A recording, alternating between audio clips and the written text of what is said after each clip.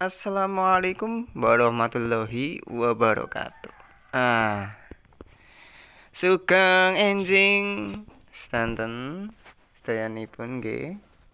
Ing wekdal menika kula badhe nyariyosaken babagan wayang kula. Niki nggih.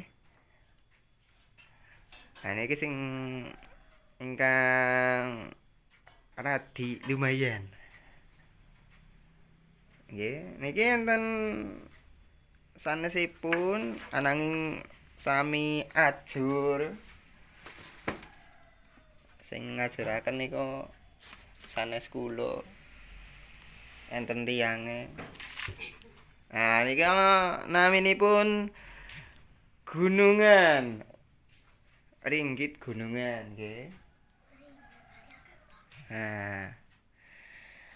Wonten kalih ringgit menika ringgit Raden Werkudara kaliyan Gunungan.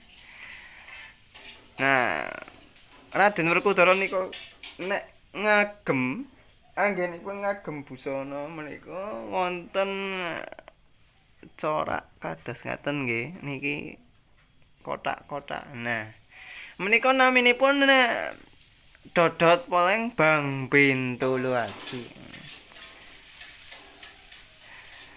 Niku wonten warni ireng, warni pethak, warni abrit, warni kuning. Menika sami nglambangaken hawa nafsu, nggih. Sami nglambangaken hawa nafsu, mutmainnah, haluama, supiyah lan amarah. Lajeng Raden Werkudara nika anggadhahi kuku Pancanaka nggih. Saged dipun artosaken panca niku 5, naka niku wektu. Dados 5 wektu niku inggih punika salat fardu nggih. Niki kayon kula menika kayon samudra, tuwin kayon agni. Nggih, niki ing ajenge lautan. Ingkang wiking menika geni nggih, agni. Ngajenge niku samudra nggih. Nggih.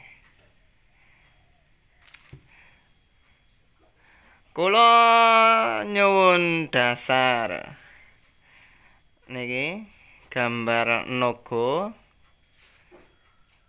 Kula remen sanget gambar naga nggih. Niki enten demite ing kiwa tengenipun. Niki Raden Werkudara nate nyemplung wonten ing samudra wonten ing lakon Bima Suci. Utawi meguru marang Dewa Ruci utawi lakon Banyu Perwitasari. Mekaten nika nggih. Menika review wayang kula nggih. Sampun ngertos wayang kula. Mugi wonten ilmune. Kula pamit matur nuwun. Assalamualaikum warahmatullahi wabarakatuh.